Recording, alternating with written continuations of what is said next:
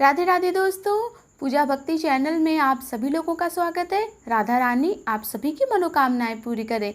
तो राधा रानी के नाम का जयकारा लगाते रहिए और नीचे कमेंट बॉक्स में राधे राधे लिखना ना भूलिए। भक्तजनों, अधिक मास का प्रारंभ हो चुका है। कहते हैं अधिक मास में किए गए पुण्य फलों का अनंत गुना फल प्राप्त होता है।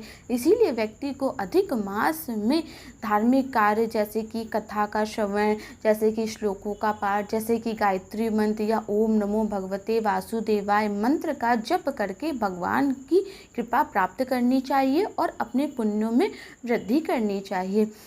अधिक मास में प्रातः यानी ब्रह्म मुहूर्त में स्नान करने का फल इतना बताया गया है। कहते हैं कि जो 12,000 साल जो है गंगा में स्नान करने का जो पुण्य होता है वो अधिक मास में मात्र स्नान करने से मिल जाता है। इसीलिए अधिक मास में का जो महात्म्य है, जो उसकी महत्ता है वो बहुत ज़्यादा है, अनंत गुना फलदायी है। इसीलिए मैं अधिक मास में जो ये हमें पुण्य समय मिला है, स्वर्णिम अवसर मिला है, अपने पुण्यों को बढ़ाने चाहिए। तो आइए भक्तजनों, इसी श्रेणी में हम लोग प्रतिदिन जो है अधिक मास महात्म्य की कथा का श्रवण कर रहे हैं। कल हमने 10वें अध्याय की कथा का श्रवण किया था। आज हम 11वें अध्याय की कथा का श्रवण करेंगे। तो कथा में प्रवेश करने से पहले आप सभी से निवेदन है कि मेरे चैनल पे नए हैं तो मेरे चैनल को सब्सक्राइब ज़रूर करें, बेल आइकन को प्रेस करें और वीडियो पसंद आता है तो शेयर ज़रूर करें।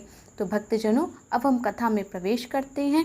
कथा में प्रवेश करने से पहले भगवान विष्णु का अपने मन में एक बार ध्यान कर लेते हैं। ओम नमो भगवते वासुदेवाय।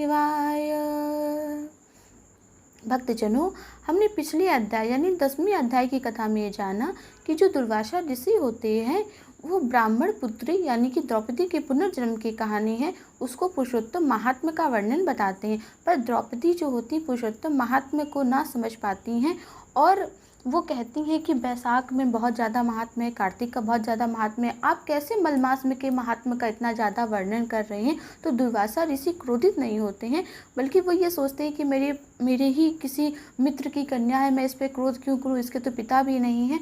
तो उससे कहते हैं ठीक है, जैसा तुम्हारे मन में आता है तुम वैसा ही करो।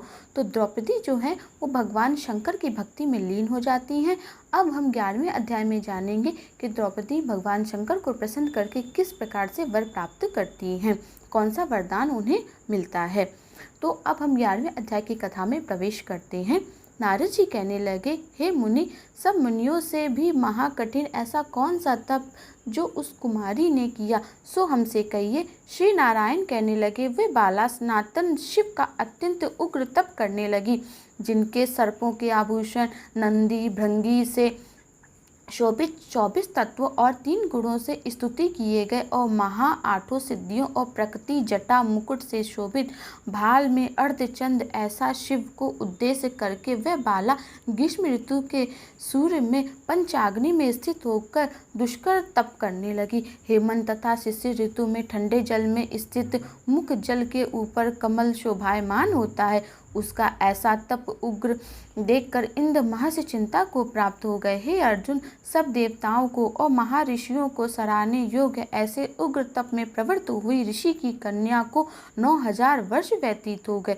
फिर पार्वती पति शंकर ने उसके तप से प्रसन्न होकर अपना अगोचर रूप दिखाया।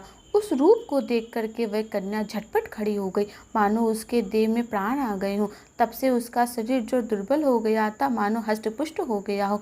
उस बाला ने नमः होकर श्री शंकर को नमस्कार किया और विश्व वंदित श्री शिव का मानसोच्चार पूजन किया, उनकी स्तुति करने लगी। हे राजन, जब उस मेधावी ऋषि की तपस्वी कन्या श्री शंकर भगवान की स्तुति करके शांत हुई, तब महा उग्र तप से उसका किया हुआ स्तोत्र सुनकर प्रसन्न मुख वाले श्री सदाशिव बोले, हे तपस्विनी, तेरा कल्याण हो, मनोवांछित वर मांग।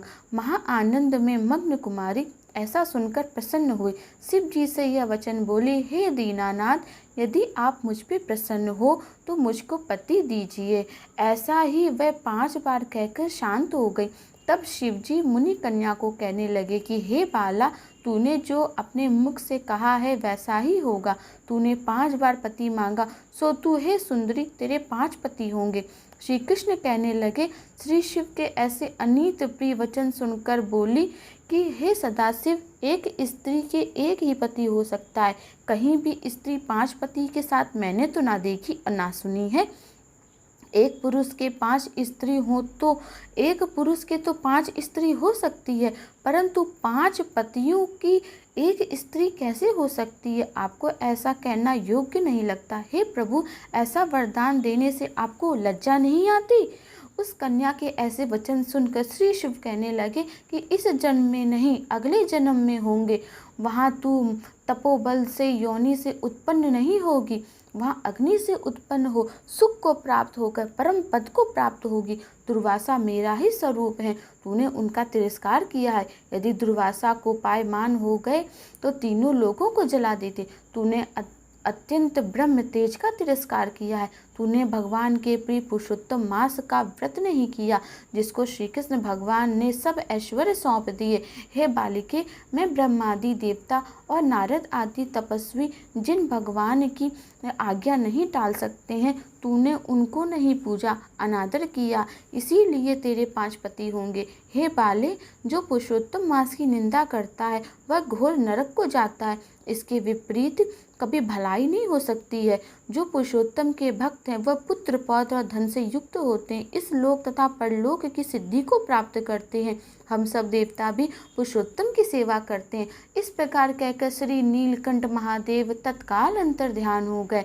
तब वे बाला चकित रह गए। सूत जी कहने लगे, हे ऋषियों, सदाशिव के अंतर ध्यान होने से उस कन्या को भी चिंता हो गई। इति 11 अध्याय कथा संपूर्णम। ये कथा हमारे जीवन में सुख समृद्धि को लेकर के आए, हमारे यश, कीर्ति और वैभव को बढ़ाने वाली हो, ऐसा हम मन में चिंतन करते हैं और भगवान नारायण के चरणों में बारंबार वंदन करते हैं और उनसे ये प्रार्थना करते हैं कि हे प्रभु, हमारे जीवन में सभी सुखों की हमें प्राप्ति हो। आपकी अनुकंपा, आपकी कृपा दृष्टि सदैव हम पे बनी रहे, हमारे सभी मनोरथ सिद्ध हों। हे प्रभु, हमें ऐसा आशीर्वाद प्रदान कीजिए। ऐसा कह के हम बारंबार प्रभु के चरणों में वंदन करते हैं।